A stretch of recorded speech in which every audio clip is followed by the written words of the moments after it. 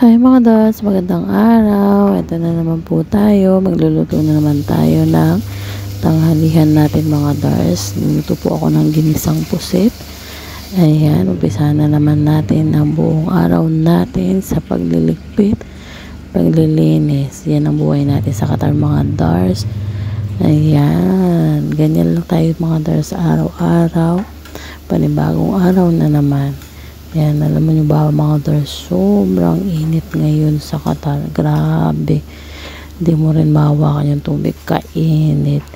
Ewan ko ba bakit kaya tinawag ng Middle East ito, dahil gawa siguro sa sobrang init, no mga Dars. Yun lang mga Dars, magluluto tayo ngayon ng tanghalihan natin.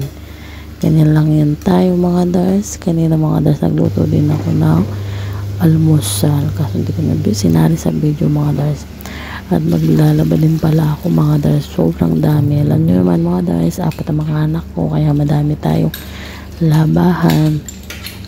Pero dito mga Dars, okay lang naman. Kasi agad-agad natututuyo yung mga damit. Gawa ng sobrang init dito sa Qatar. Yan lang mga Dars. Huwag mo kalimutan mag-subscribe. Maraming salamat. Paalam.